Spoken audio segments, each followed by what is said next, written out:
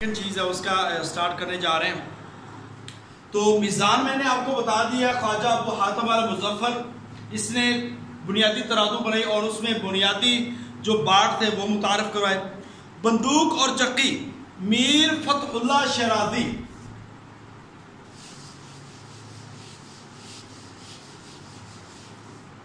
بندوق اور چکی کے بارے میں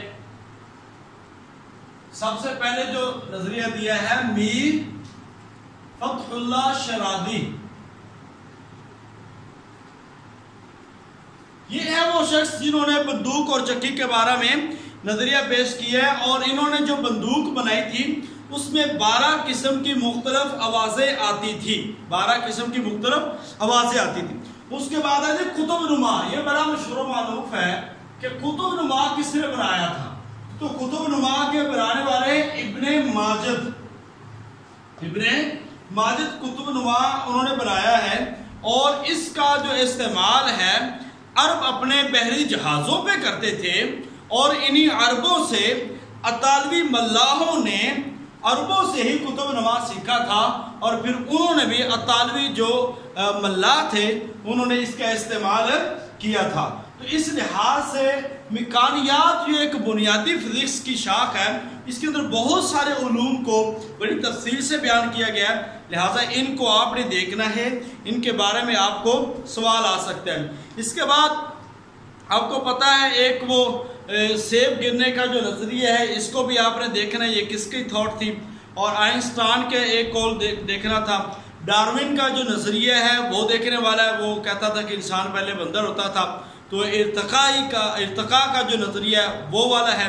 کشش ثقل کا جو نظریہ ہے، کشش ثقل کا، یہ آپ نے نظریے، ان کو میں ابھی بتا رہا ہوں. بہت ساری چیزیں ایسی ہیں جو کیونکہ وقتی طور پر ہم یہاں پہ ڈسکس نہیں کر سکتے، ذہن میں آتی جاتی ہے تو آپ کو بتاتے جاتے ہیں. کشش ثقل کا، آئنسٹائن کا، اور اس کے ساتھ جو ابھی بتا رہا تھا، یہ آپ نے نظریے دیکھنے ہیں. اب ہم بات کرتے ہیں فلکیات کی. ایسٹرولوجی، فلکیات جو ہے یہ ایک بہت بڑا مضمون ہے، اور علم نجوم کا آغاز اسی سے ہوتا ہے. علم نجوم، ستاروں کے بارے میں جو علم نجوم ہے اسی سے آتا ہے اس کا. اب اس میں یہ دوسرے عباسی خلیفہ ابو جعفر منصور کے دور میں اس کا آغاز ہوتا ہے. جی ابو جعفر منصور کے دور میں اس کا آغاز ہوا ہے علم النجوم کا. اور پہلی کتاب اس میں ہولمز کلیم کی ہے. ہولمز کلیم کی پہلی کتاب ہے مفتاح النجوم. مفتاح النجوم ایک کتاب ہے جو ہولمز کلیم کی ہے. یہ آپ نے پہلی اور بنیادی کتاب علم نجوم پر لکھی گئی ہے. اس کے بعد اس کے علم نجوم میں موسیٰ خوارزمی کا نام آتا ہے، کندی کا نام آتا ہے، ابو الوفا کا نام آتا ہے، نصیر الدین توسی کا نام آتا ہے، ابن یونس مصری کا نام آتا ہے، اور یعقوب بن طارق اور محمد بن ابراہیم، ان کی ایک کتاب ہے سدھانت.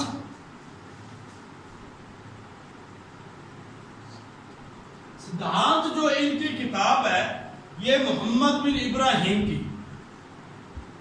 اصل میں یہ ہندی کے علاقوں سے اور ہندوستان سے لکھی گئی محمد بن ابراہیم کی یہ کتاب ہے. اس میں علم نجوم پہ بڑی تفصیل سے اس میں بحث کی گئی، علم نجوم پر بڑی تفصیل سے اس کے اندر بحث کی گئی ہے. اور اس کے بعد جو ہے نا مختلف رستگاہیں آپ کو پتہ ہے کہ یہاں پہ نجوم اور فلکیات کے حساب سے، جیسے آپ کہتے ہیں نا محکمہ موسمیات، یہ وہی کام کرتے تھے جہاں پہ موسم کے بارے میں، ستاروں کے بارے میں باتیں کی جاتی تھی. اب ایک بغداد میں رستگاہ موجود تھی. اب یہ لفظ آپ نے یہ یاد رکھنا ہے کہ یہ راس سواد سے ہے. رسد جو رے سین سے ہوتا ہے وہ اور ہوتا ہے سمان. یہ رستگاہ ہے، یہ بغداد کی رستگاہ بغداد. اب اس کے بانی اور اس کے جو نگرانی کرنے والے تھے یحییٰ بن منصور. یحییٰ بن منصور تھے جو اس کی نگرانی پہ متعین تھے. اس کے ساتھ آپ کلیان میں قاسیان، یہ لفظ قاسیان ہے، قاسیان یعنی کہ یہ دمشق کا علاقہ ہے، دمشق شام کا کیپٹل آپ کو پتہ ہے، یہ وہاں پہ ایک رستگاہ بنائی گئی تھی اور اس جگہ پہ زمین کا قطر معلوم کیا گیا۔ یہ آپ نے ذہن میں رکھنا ہے۔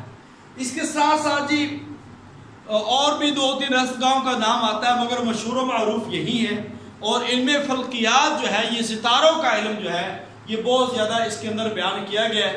آپ نے ان میں سے چند ایک چیزیں جو میں نے آپ کو بتائی ہیں وہ آپ نے ذہن میں رکھنی ہے، ٹھیک ہے۔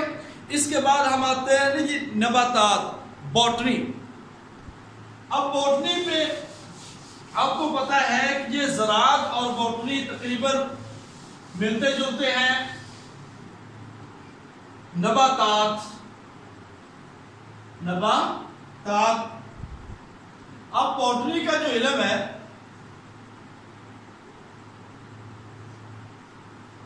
یہ پودوں کے بارے میں آپ کو پتا، جس نے سائنس تھوڑی بہت بھی پڑھی ہے تو یہ پودوں کے بارے میں، اس کی نشو و نما میں، اس کی بڑھوتری کے بارے میں یہ جو علم ہے، اور قرآن کے اندر یہ ایک نظریہ اور تھاٹ پیدا تھی لوگوں میں کہ جیسے انسان اور ہر چیز کا جوڑا ہوتا ہے، یہ کہا گیا کہ پودوں کا جوڑا نہیں ہوتا، جیسے نر اور مادہ کا تصور ہر چیز میں ہے، مگر سائنسدان اور قرآن نے یہ ثابت کیا کہ پودوں میں بھی جوڑے ہیں، پودوں میں بھی جوڑے اور اس کی مثال یہاں پہ دی جاتی ہے قرآن کے اندر۔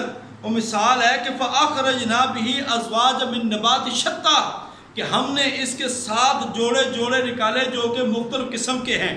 اب یہ قرآن کی بے شمار آیات اس بات پہ بین اور واضح ہیں کہ پودوں کے بھی جوڑے ہیں، برحال اس کی تفصیل میں ہم نہیں جا رہے، مگر صرف آپ کو بتانے کے لیے۔ اور اس کا جو بانی ہے نباتات کا یا بوٹنی کا یا پودوں کا جس کو علم تھا، وہ کون تھا؟ ابن بیتار۔ یہ ہم نے کل بھی بات کی تھی کہ یہ سوال 2015 کے اندر آیا تھا کہ گھوڑوں کا، جانوروں کا زولوجی کا ماہر بھی ابن بیتار کو اگرچہ کہا جاتا ہے، مگر یہ بوٹنی کے حوالے سے زیادہ مشہور و معروف ہے۔ اور گھوڑوں کا علاج کرنے والا اگر کویشچن آ جائے کہ گھوڑوں کے علاج میں مشہور، اس وقت پھر آپ نے کس کا نام لینا ہے؟ وہ ابن بیتار کا ہے، چونکہ یہ کل بھی ہم نے پڑھا کہ ابن بیتار ہے، یہ گھوڑوں کے ڈاکٹر تھے، اور اس نے گھوڑے کی بہت ساری گھوڑوں کی بیماریاں ہیں اس کو دریافت کیا اور اس کا علاج کیا۔ تو ابن بیتار ہے یہ مشہور و معروف، خاص طور پر بوٹنی کے اندر اور زراعت کے اندر ان کی بھی بڑی خدمات موجود ہیں۔ اس کے بعد آیا تھا جی زولوجی جو ہوتا ہے، یہ آپ کو پتا حیاتیات یعنی کہ جانوروں کی زندگی کے بارے میں جو علم ہے وہ زولوجی کہلاتا ہے۔ جانوروں کی زندگی کے بارے میں جو علم ہے زولوجی۔ اب پرندے، جانور، یہ ایک تھاٹ پیش کی گئی کہ پرندے جانور کیسے رہتے ہیں، تو پرندے اور جانور جیسے انسان معاشرتی شکل میں مل جل کے اکٹھے رہتے ہیں، ایسے یہ بھی معاشرتی شکل میں مل جل کر ایک دوسرے کے ساتھ اکٹھے رہتے ہیں۔ پھر پرندوں کی آوازیں ہوتی ہیں، اور اس کا ذکر ہمیں وہ سورہ نمل سے ملتا ہے۔ قالت نملۃ یا ایھا النمل ادخلوا مساکنکم لا یحطمنکم سلیمان وجنودہ وهم لا یشعرون فتبسم ضاحکا من قولها وقال رب اوزعنی ان اشکر نعمتک التي انعمت علی وعلی والدی۔ وہی بات سورہ نمل، یہ سورہ نمل اس لیے سے بھی مشہور ہے کہ قرآن کی وہ سورہ جس کے اندر 2 بار بسم اللہ آئی ہے وہ سورہ نمل ہے۔ تو اس کے اندر اس چونٹی، نمل کا معنی چونٹی، تو یہ نمل کی آواز ہے جو حضرت سلیمان علیہ السلام نمل کی چونٹی کی آواز سن رہے ہیں کہ چونٹی کہہ رہی ہیں کہ اے چونٹیوں اپنے اپنی بلوں میں گھس جاؤ، یہ نہ ہو کہ سلیمان اور اس کا لشکر لاپرواہی میں، لاشعوری میں تمہیں مسل کے چلتا جائے۔ تو حضرت سلیمان علیہ السلام نے مسکرانا شروع کر دیا اور اللہ کا شکر ادا کیا کہ اللہ تیرا شکر ہے کہ تو نے مجھے اس قابل بنایا، اپنی نعمتوں سے نوازا۔ اور ایک بات، سورہ نمل میں اس جانور کا ذکر ہے جو پیغام لے کے آتا ہے، ایک ایسی ملکہ بلقیس جس کو کہا جاتا ہے وہ جو سبا بستی کی تھی، اس میں ہد پرندے کا ذکر ہے. ہد پرندے کا ذکر سورہ نمل کے اندر ہے، جو حضرت سلیمان علیہ السلام کو وہاں پہ بتاتا ہے. اور پھر حضرت سلیمان افریت نامی جن کو قال افریتم انا اتیک بہ قبل ان یرتد الیک طرفک، کہ میں اس ملکہ کا تخت آپ کے سامنے آنکھ کے جھپکنے سے پہلے پیش کر دوں گا. تو افریت جن کا نام ہے، یہ بھی سورہ نمل میں ہے. اور پھر ملکہ وہ آئی، وہ شیشے کی طرح وہ فرش تھا، اس میں داخل رہی، اور اس نے اپنے پاؤں کے جو پونچے جس کو کہتے ہیں اس کو اوپر کرنا شروع کر دیا. ایسے لگ رہا تھا جیسے پانی پہ تھی، اگرچہ وہ پانی نہیں تھا. یہ آپ کو صرف معلومات دینے کے لیے ہے، ٹھیک ہے. زولوجی، اب اس میں مختلف قسم کے ایک اور کہا جاتا ہے کہ مٹن برڈ ایک پرندہ ہے جو کہ 24,000 کلومیٹر کا فاصلہ طے کر سکتا ہے. 24,000 کلومیٹر کا فاصلہ طے کر سکتا ہے. کلومیٹر کا فاصلہ کس شکل میں؟ 8 کی شکل میں. 8 یعنی کہ ایسے ایسے سفر کو لمبا کرتا جائے گا اور ایسے ایسے یہ لمبا ہوتا جائے گا. یعنی کہ اتنا طویل سفر جو ہے نا، یہ مٹن برڈ، یہ پرندہ سفر کر سکتا ہے. اور سب سے چھوٹے پرندے کا نام کیا ہے؟ Humming bird. ہمنگ برڈ جو پرندہ ہے، یہ سب سے چھوٹا پرندہ سمجھا جاتا ہے. یہ اپنے ذہن میں رکھنا. اب شہد کی مکھی کا ذکر کہاں پہ آیا، یہ بھی آپ کو پتا ہونا چاہیے. شہد کی مکھی سورہ نحل کا مطلب ہوتا ہے مکھی. یہ 14واں پارہ، اور آپ کے ایم اے کے اسلامیات کے سلیبس میں یہ سورہ نحل شامل ہے. لہذا اس صورت کو آپ نے لازمی دیکھنا، اس صورت کو آپ نے لازمی دیکھنا. اس میں اس عورت کا بھی ذکر ہے، وَلَا تَكُونُوا كَالَّتِي نَقَضَتْ غَزْلًا مِن بَعْدِ قُوَّةٍ أَنْكَاثًا، تم اس عورت کی طرح نہ ہو جاؤ جو اپنا سوت بڑی مضبوطی سے کاٹتی تھی، اور اس کو کاٹنے کے بعد اس کو ٹکڑے ٹکڑے کر دیتی تھی. یعنی کہ ایک مثال دی گئی ہے. وہ مثال یہ ہے کہ تم اپنے وعدوں کو کترا نہ کرو، کاٹا نہ کرو. یہ اس کا ذکر بھی اس صورت کے اندر موجود ہے. اور اس کے ساتھ وَإِن تَعُدُّوا نِعْمَتَ اللَّهِ لَا تُحْصُوهَا، اگر تم اللہ تعالیٰ کی نعمتوں کو گننا چاہو اس کو شمار نہیں کر سکتے. اس کا ذکر بھی اللہ تعالیٰ نے اسی کے اندر بیان کیا ہے سورہ نحل کے اندر. وَإِنَّ لَكُمْ فِي الْأَنْعَامِ لَعِبْرَةً، بے شک جانوروں میں نصیحت ہے، عبرت ہے. اس کا ذکر بھی اسی صورت کے اندر ہے. اور اس کے ساتھ ساتھ اللہ تعالیٰ فرماتے ہیں فی بطون امہاتکم، ماؤں کے پیٹوں سے جنے جانے کا ذکر بھی اسی صورت میں ہے. جانوروں کے تھنوں سے دودھ نکلنے کا ذکر بھی اسی صورت میں موجود ہے. حضرت ابراہیم علیہ السلام کو ان ابراہیم کان امتا قانتا للہ حنیفا، کہ حضرت ابراہیم علیہ السلام اکیلے ایک امت ہے، اس کا ذکر بھی اسی میں ہے. آیت دعوت و تبلیغ کے اصول کی جو آیت ہے وہ بھی اسی صورت میں آتی ہے. ادعو الی سبیل ربک بالحکمت والموعظۃ الحسنہ وجادل باللتی ہی احسن. یہ جو آیت ہے یہ بھی سورہ نحل کے اندر ہے. ان اللہ یامر بالعدل والاحسان وایتاء ذی القربى وینہی عن الفحشاء والمنکر والبغی یعظکم لعلکم تذکرون. اب اس صورت کا یعنی کہ بے شک اللہ تمہیں عدل اور انصاف کا حکم دیتا ہے. اب اس آیت کا ذکر بھی سورہ نحل کے اندر ہے. یہ ساری چیزیں میں آپ کو اس لیے بتا رہا ہوں کیونکہ ہمارے سلیبس میں شامل ہے، اور یہ قرآن کا جو پیپر جب بنتا ہے تو ان صورت کو لازمی مد نظر رکھتے ہیں. اب ہم بات کرتے ہیں جی فعلیات کا. فعلیات کیا ہے جی؟ دوران خون کا نظریہ، خون کی سرکولیشن جو ہوتی ہے اس کا جو نظریہ پیش کیا ہے وہ ابن النفیس ہے. دوران خون یعنی کہ خون کی کا نظریہ،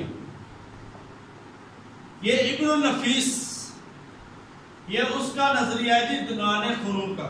اور یہ 600 سال پہلے متعارف کروانے والا، ٹھیک ہے. اور اس کے ساتھ ساتھ ولیم ہاروے، یہ ایک انگریز کا نام بھی آتا ہے. 1000 سال پہلے متعارف کروانے والے کا نام کیا ہے؟ ولیم ہاروے، دوران خون کا نظریہ.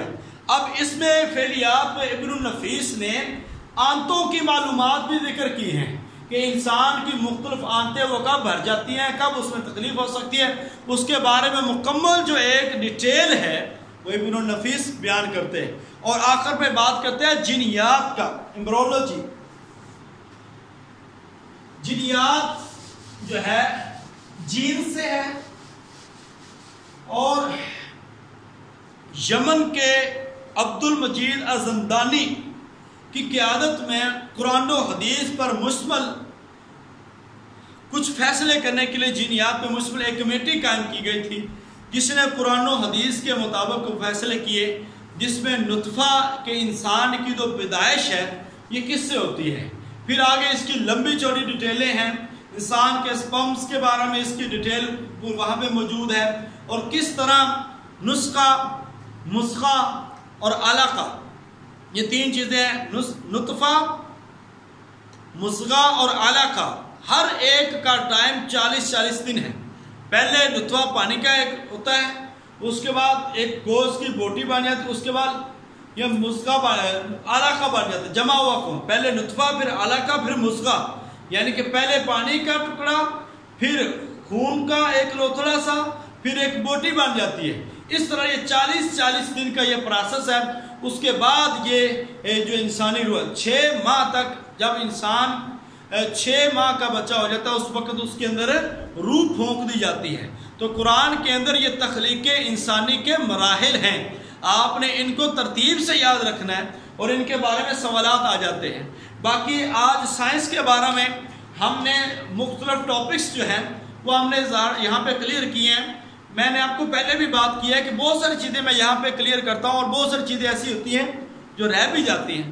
تھوڑا وقت ہے اور تقریباً کل ہمیں 1 مہینہ ہو جائے گا ہماری کلاس کو، تو انشاءاللہ تعالی 1 دن اور لگا لیں تو ہمارا ایم اے کا پارٹ 1 پارٹ 2 کا جو مکمل سلیبس ہے ان شارٹ ورڈ جو معروضی کے اور سبجیکٹیو طریقے سے ہم نے اس کو کمپلیٹ کیا ہے، الحمدللہ وہ ہمارا کمپلیٹ ہو جائے گا۔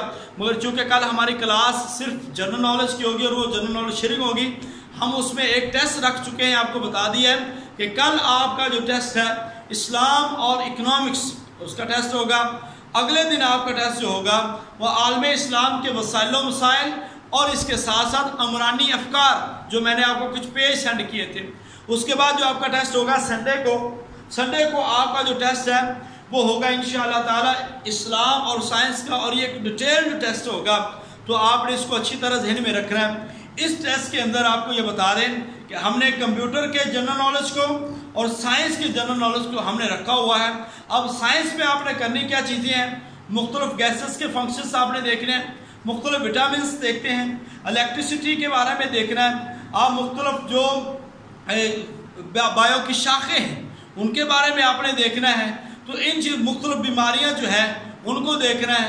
تو یہ چیزیں آپ سائنس کے اندر، کمپیوٹر کے اندر مختلف کیز کو دیکھنا ہے، کمپیوٹر کی ای میل اور کب بھیجی گئی، اس طرح آپ نے کمپیوٹر کے جو فیکٹس ہیں اس کے بارے میں، کمپیوٹر کے بارے میں جو ابتدائی معلومات ہے وہ آپ نے دیکھنی ہے۔ تو جنرل چیزیں ہم انشاءاللہ تعالیٰ کل کمپیوٹر کے بارے میں آپ کو شیئر بھی کریں گے۔ تو آج کا لیکچر ہمارا یہاں پہ تکمیل کو پہنچتا ہے۔ انشاءاللہ تعالیٰ نیکسٹ ہماری جو کلاس ہونے والی ہے، جو کہ ہو سکتا ہے کہ ممکنہ طور پر ہماری لاسٹ کلاس ہو اس سیشن کی، وہ کلاس ہے اسلام اور فلسفہ اور اسلامی تصوف۔ اس پہ ہم نے کلاس کرنی ہے، وہ سارے ارسطو، افلاطون، سقراطک، انیکسیمیز، انیکسیمینڈر، تھیلیس اور فیثاغورس، اور اس کے ساتھ ساتھ ابن رشد، غزالی، ان تمام کے جتنی بھی فلسفی ہے ہم نے یہاں پہ کوشش کرنی ہے، ان کو ذکر کرنا ہے۔ اس کے بعد ہم یہاں پہ ان کو ان شارٹ ورڈ میں ہم مختصر بات کریں گے، کیونکہ ہم ان پہ بات کافی حد تک کر چکے ہیں۔ پھر ہم بات کریں گے تصوف پہ۔ تصوف پہ جو بنیادی چیزیں ہیں وہ ہم یہاں پہ ذکر کریں گے، حضرت بابا فرید رحمۃ اللہ علیہ کا، حضرت علی حجویری رحمۃ اللہ علیہ کا، معین الدین چشتی رحمۃ اللہ علیہ کا، بہاؤالدین زکریا ملتانی رحمۃ اللہ علیہ کا، اور یہ مشہور و معروف جو سلسلے ہیں سروردیہ، قلندریہ، چشتیہ، نقشبندیہ، یہ جتنے بھی سلسلے ہیں صوفی ازم کے، ہم اس کو انشاءاللہ تعالیٰ ڈیٹیل میں بات کریں گے، اور اس کے بعد آپ کا ایک پراپر ٹیسٹ سیشن شروع ہو جائے گا۔ تو آپ سے درخواست ہے ایک کہ آپ لوگ اپنی پڑھائی پہ زیادہ سے زیادہ فوکس کریں، امتحان قریب آنے والا ہے تو زیادہ سے زیادہ محنت کریں، زیادہ سے زیادہ کوشش کریں۔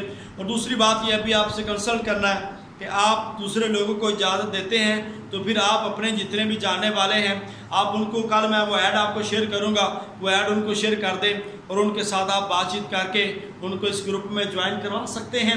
اس کے بعد ہم آپ کا ٹیسٹ، یہ کمپوز شکل میں ٹیسٹ ہوں گے آپ کے، جو انشاءاللہ تعالیٰ 30 تاریخ تک رجسٹریشن ہوگی، اور اس کے بعد 1 تاریخ کو انشاءاللہ تعالیٰ رات 9 کلاک پہ ہمارا جو فرسٹ ٹیسٹ القرآن کا ہے وہ ہو جایا کرے گا۔ پورا سلیبس، پورا اسکیجول اور کتب جو ہیں یاد رکھیں، اس میں کتابیات کو آپ نے لازمی یاد رکھنا ہے۔ کتابیات ہر ٹیسٹ میں 10 سے 15 نمبر کی کتابیات لازمی شامل ہوگی، کتابیات کو نہیں بھولنا۔ یہ آپ کے PPSC کے پیپر میں بھی آتی ہیں اور یہاں پہ بھی آئیں گی۔ جنرل نالج کو تھوڑا تھوڑا کریں، نسبت، تناسب، ریشو، پرسنٹیج، یہ بنیادی سوالات میتھ کے ہیں۔ اللہ تعالیٰ میرا اور آپ کا حامی و ناصر ہو، اور بہت ساری باتیں انشاءاللہ تعالیٰ ہم کریں گے۔